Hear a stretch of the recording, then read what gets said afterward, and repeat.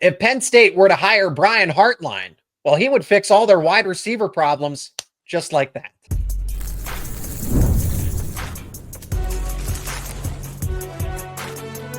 You are Locked On College Crossover, part of the Locked On Podcast Network. Your team every day.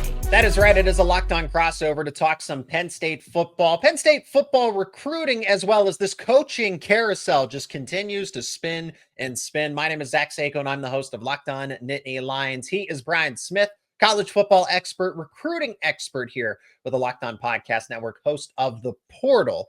For this crossover episode, we're going to discuss, can Penn State upset Ohio State? Is there any chance of it? Because now they're 20.5-point underdogs. I do like what I saw at practice the other day. We'll get into that later on in the show. James Franklin, lot of steam, lot of momentum connecting him to Virginia Tech, and that a deal is essentially done. Well, we'll see what happens, but it would be inconvenient if Franklin ended up in Blacksburg. But Brian Hartline to Penn State, the impact he would have in recruiting immediately would be huge for the Nittany Lions, something that they haven't had in, honestly, ever. Maybe. Today's show is brought to you by Mazda.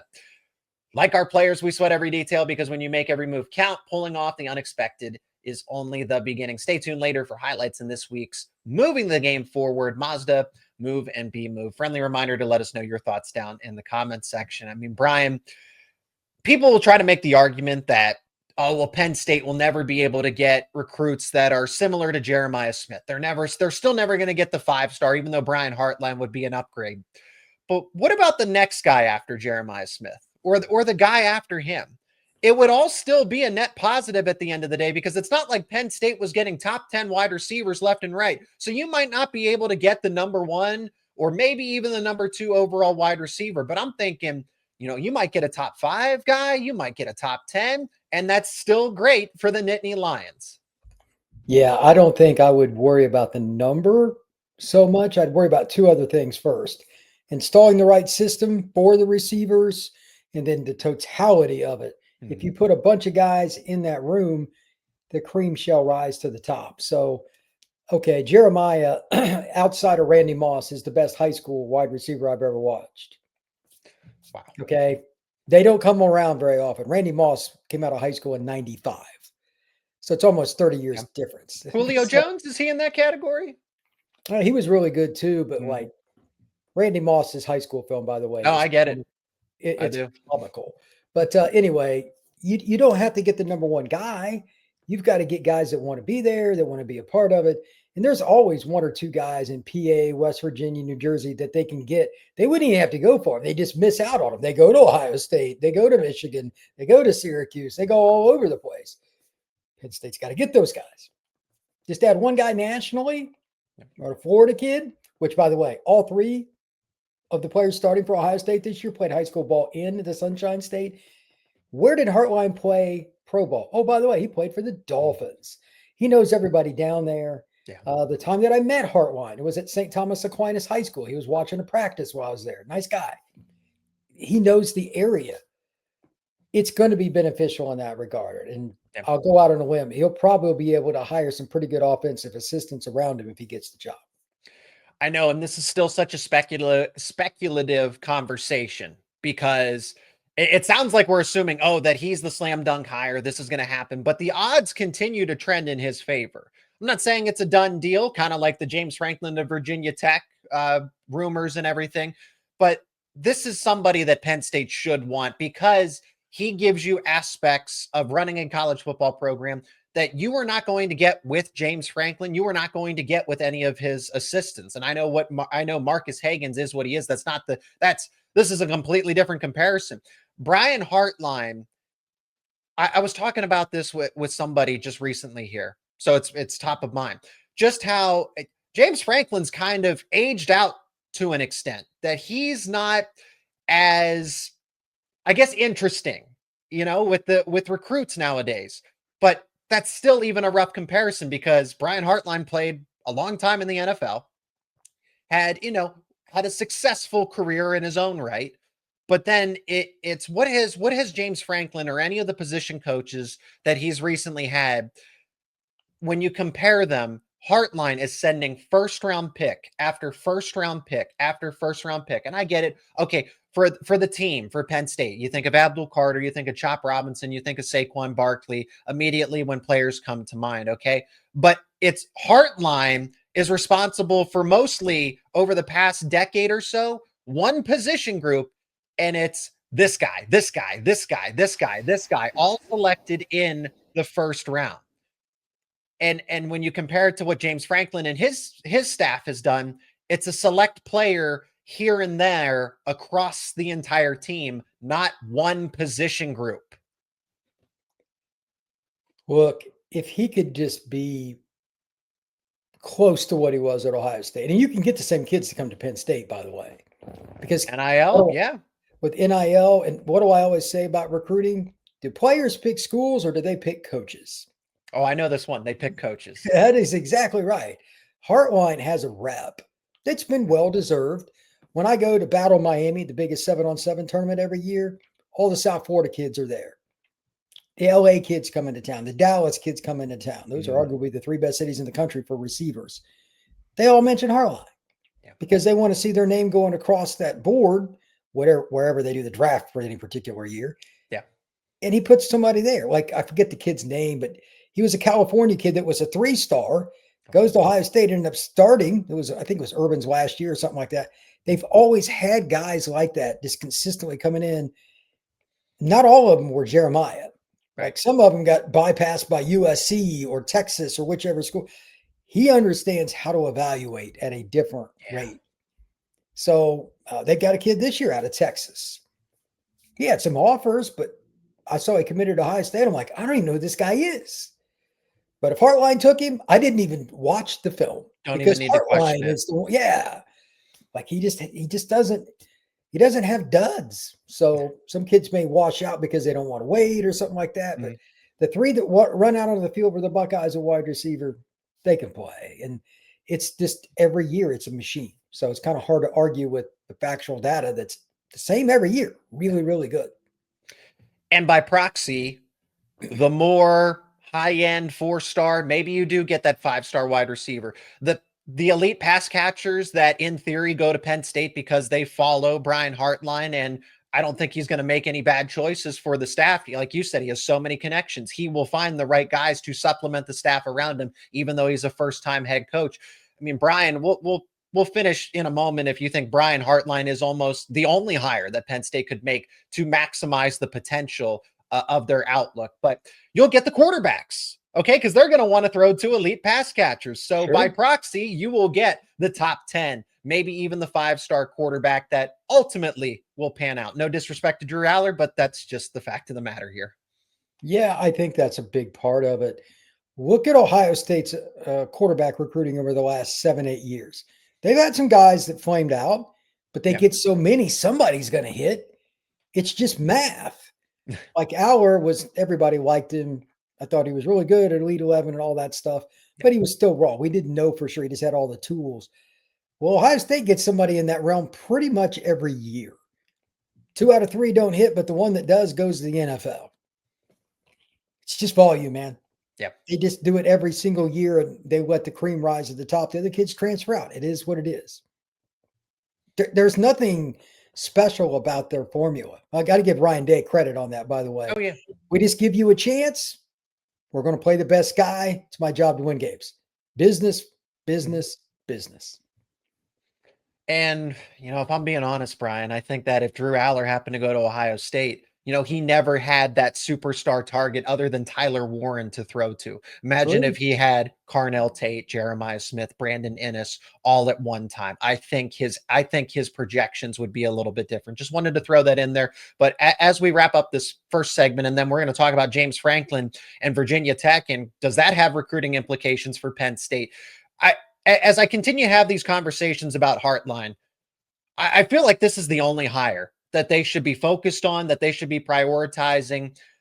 Matt Rule, Manny Diaz, push those names to the side. It's really down in my mind. If you don't get Brian Hartline, maybe you could try to get Joe Brady, but the NFL and the Bills are going to make the playoffs. I get that. So I feel like in terms of the most upside, most potential, it's Brian Hartline or nobody when we're talking about realistic options at this point? The only thing that I don't know how this will work. He's obviously a coach on the number one team in the country. When would you get him? Yeah, he'd also be on a playoff run.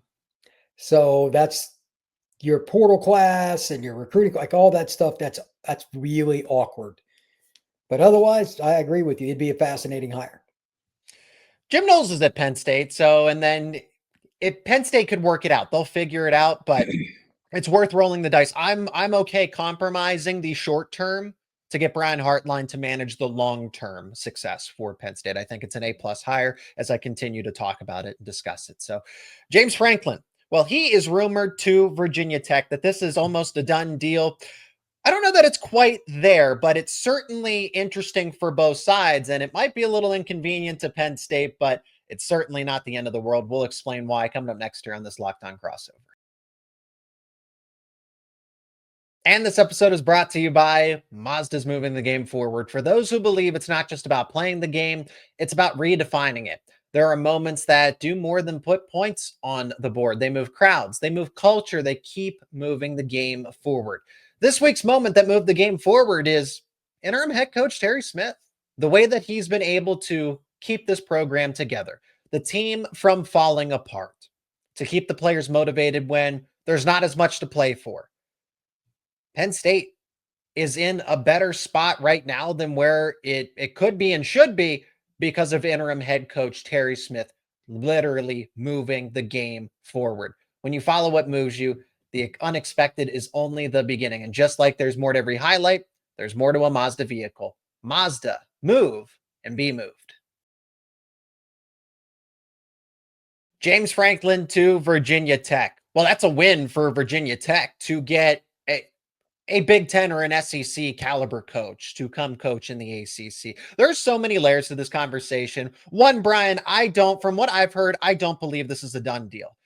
I think that Jimmy Sexton, his agent, is being strategic. Somebody talked about, hey, this is a classic Sexton move where he will leak information or he will let information slip so that other offers or start to come in and they kind of build, because he's doing his job. Okay. He's trying to get James Franklin the best setup. And that's the next part of it.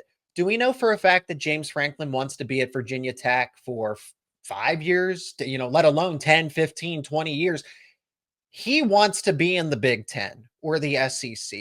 So this conversation, maybe pivots to, well, what about Michigan State if it opens up, if they happen to fire Jonathan Smith? Does UCLA make sense for him? If Jed Fish happens to leave Washington and maybe a Florida, speaking of Florida, does James Franklin hold out and wait for Florida to miss on their priority candidates? And then they finally get to him on the list and it's like, well, he's our best option.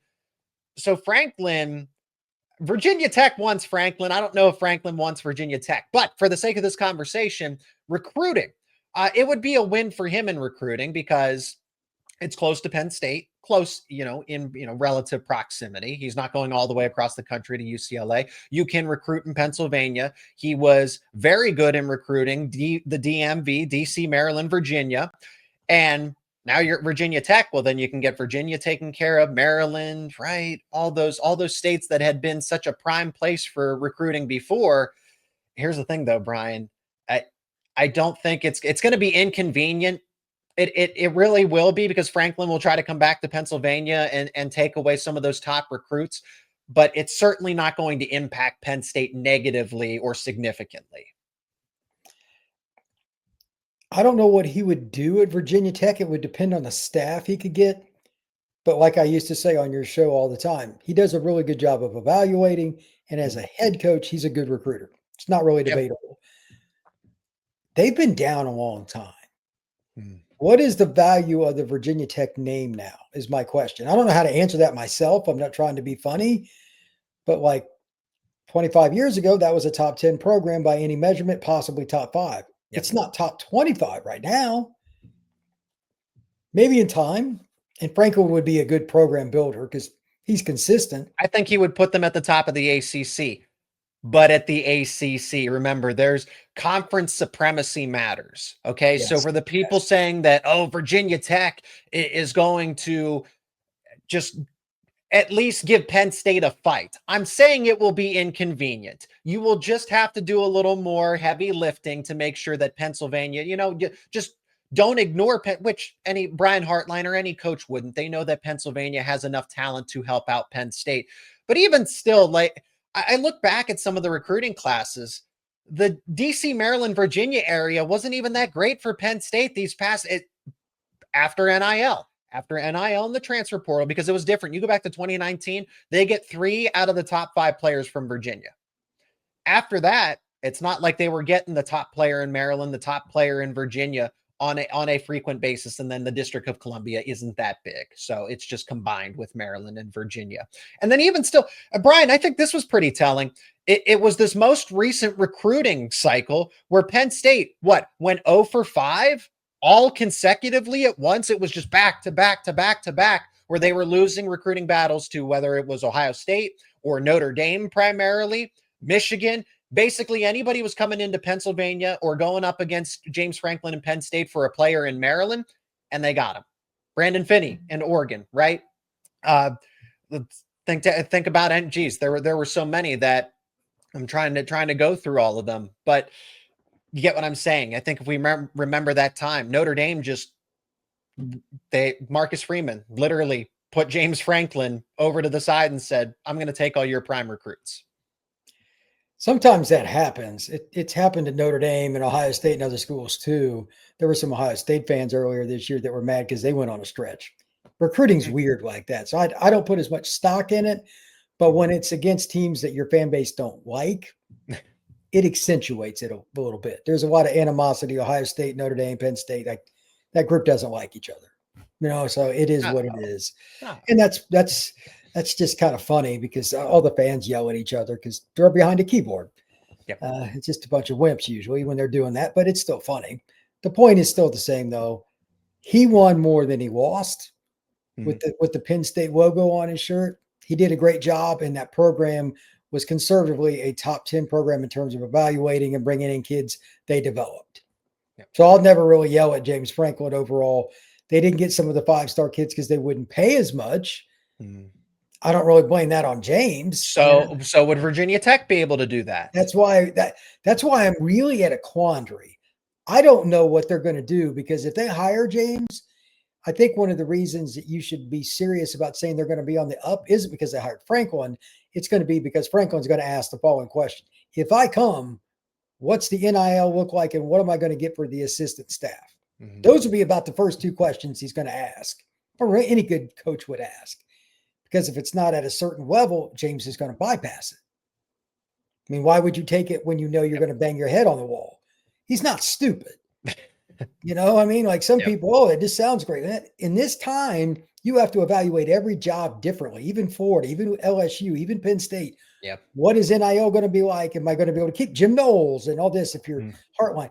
You got to ask those questions. So if they have the resources, it's a unique job. They used to get a ton of the DC kids, a bunch. They used to beat Penn State and Notre Dame and Florida State for kids. It's been a minute, but they used to do that. So if they're patient with him, it could be a good hire. Short term, I doubt they're going to beat Penn State and Ohio State and those schools for recruits. It'll probably be year 3 at the earliest for something like that to happen.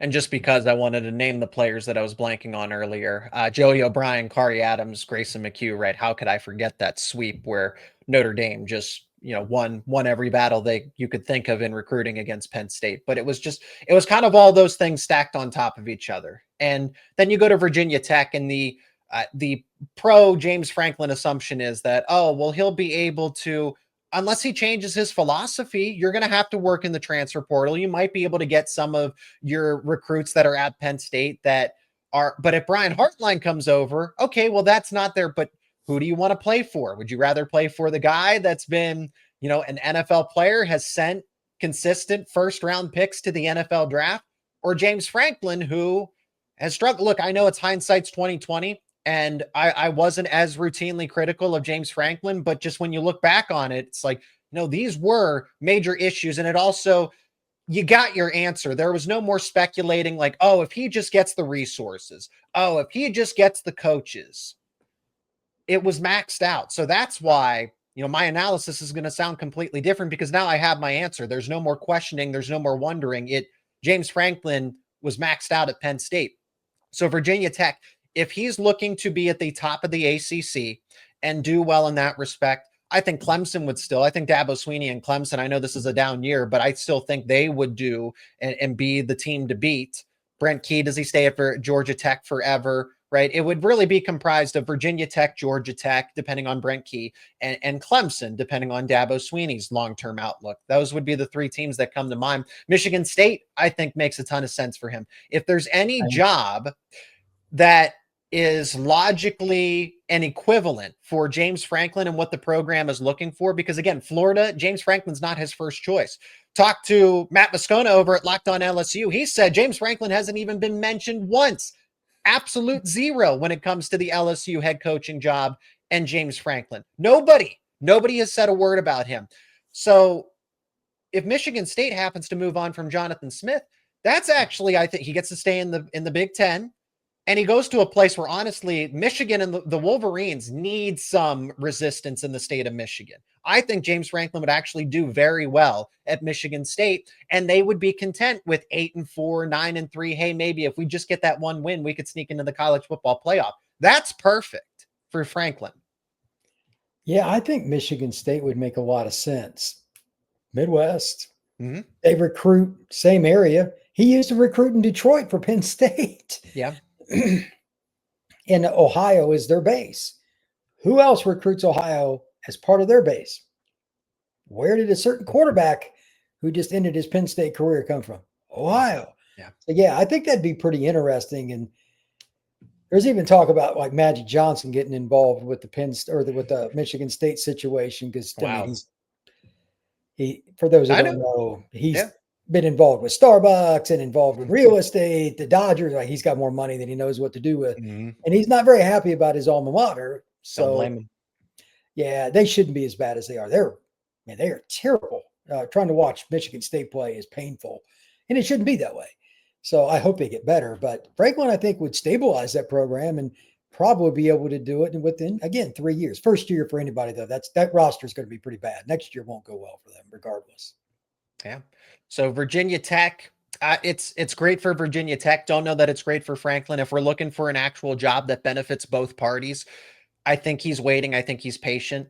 He wants to see if a better job opens up. I think he might settle and take Virginia Tech, but I'm still not sold on the idea that, this is ready to go. The pen's almost to paper.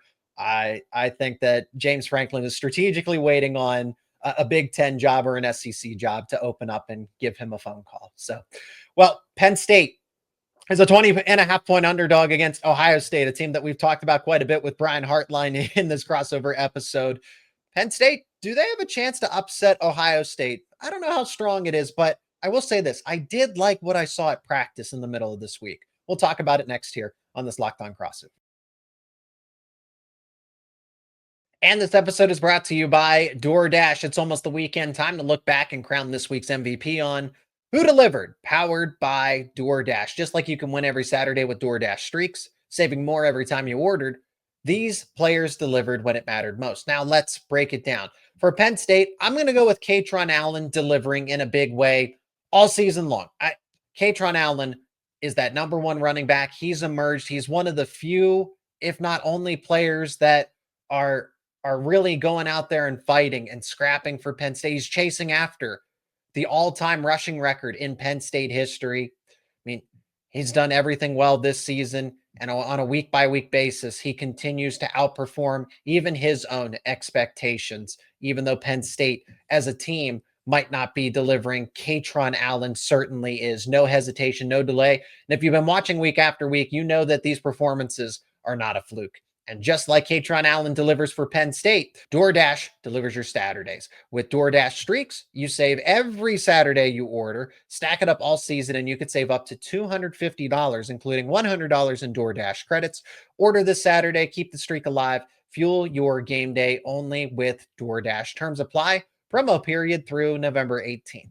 And this episode is brought to you by FanDuel. The NBA is back, and there's no better place to get in on the action than FanDuel, the official sports betting partner of the NBA. Even if you miss the start of a game, or you want to ride the hot hand, FanDuel has live bets on everything from who will score next to fourth quarter comebacks. Plus, you can even combine your live bets into a same game parlay for a shot at an even bigger payout. It keeps every game exciting, especially when your team's the one making that late push. And right now, FanDuel is giving new customers $300 in bonus bets when your first $5 bet wins. That's right, $300 in bonus bets to use all across FanDuel for NBA basketball, NFL, baseball in the postseason, college football. Lines are available for Penn State versus Ohio State.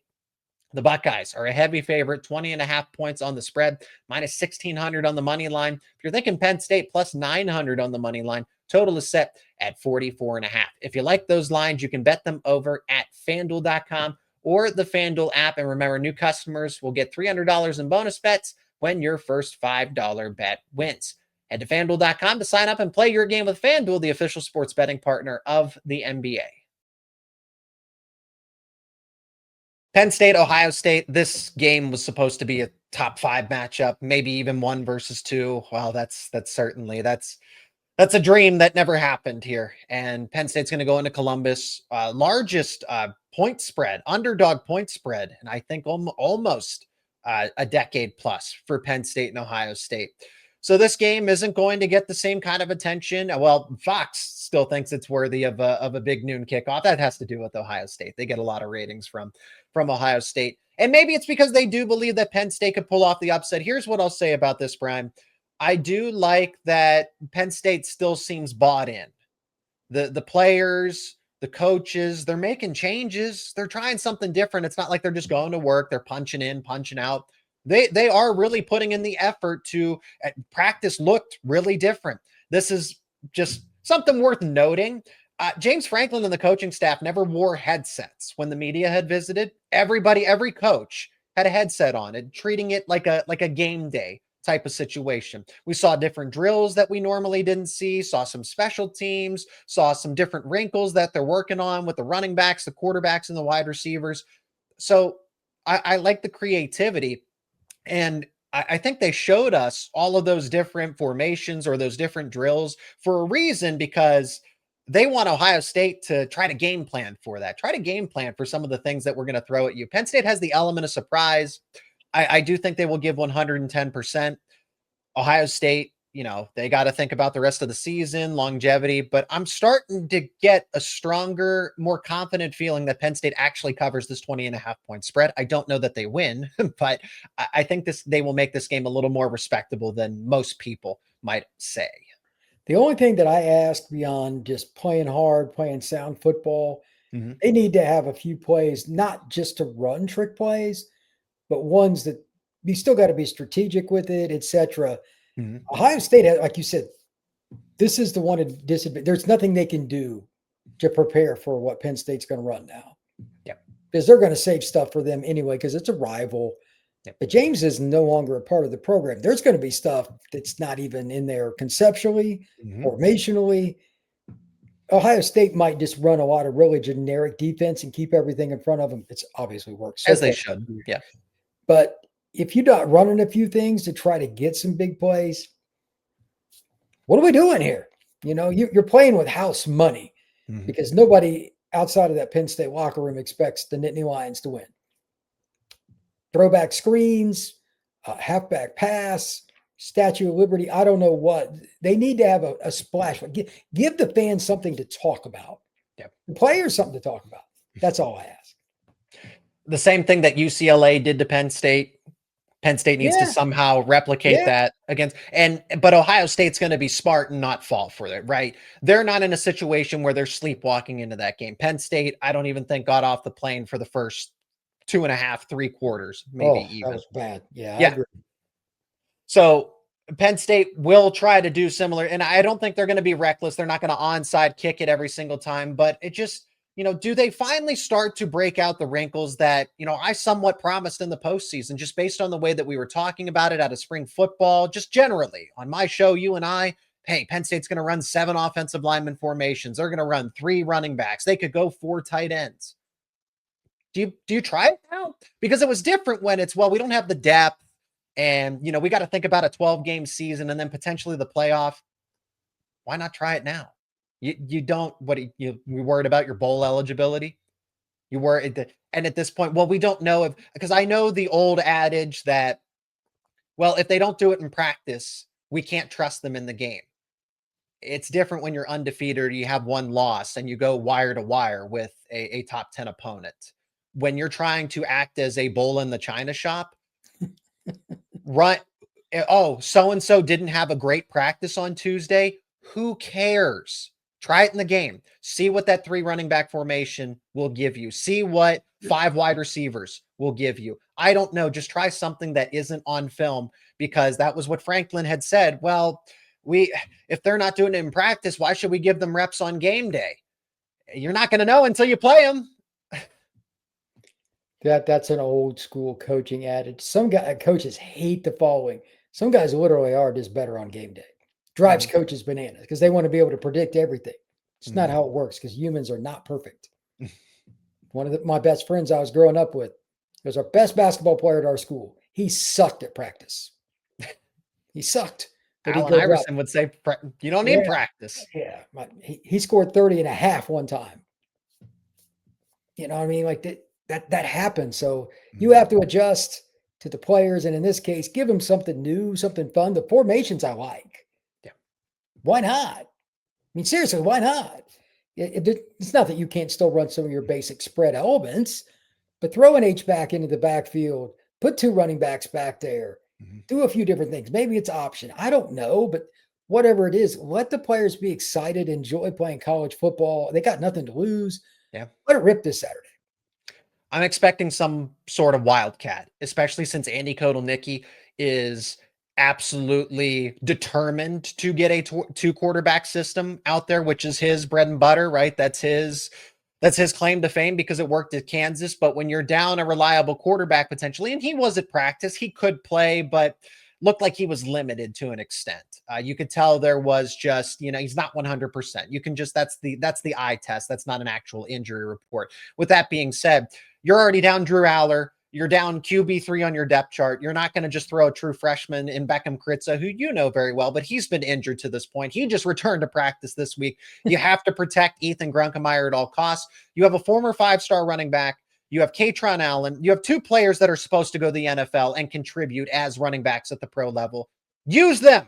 Use them in a wildcat. Use them in passing formations. Just do something, shifts, motions. I don't care. You can get so creative. That's Andy Kotelnicki. He's too creative. He's too gimmicky to a fault. Well, I want to see it. I want to see him be too creative against Ohio State.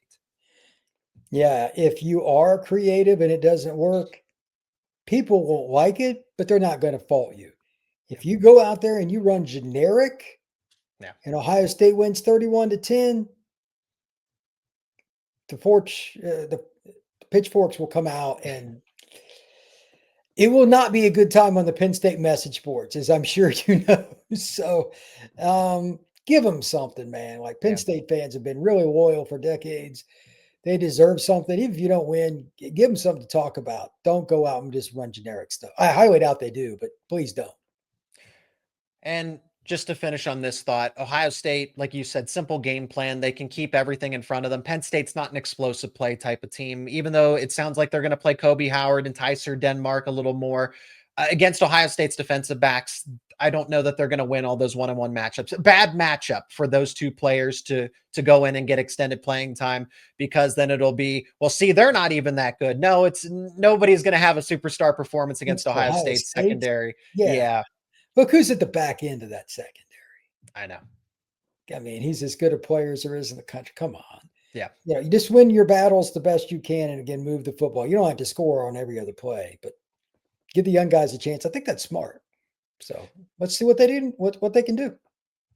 And that is where we will wrap things up on this Locked On crossover, talking some Penn State football and the recruiting aspects of it as well, and including the head coaching search. It all ties in together. My name is Zach Seyko. I'm the host of Locked On Nittany Lions, your daily source for all things Penn State. He is Brian Smith, college football expert, recruiting expert here on the Locked On Podcast Network, host of The Portal, daily updates on everything transfer portal and high school football recruiting related and coaching carousel related as well. So I know Brian's been super busy over there on his show. Make sure you subscribe to both of our respective podcasts on YouTube and wherever you get your podcasts for the latest conversations around all things college football. Brian, thank you so much for the time, your expertise, your perspective on everything that's going on with Penn State.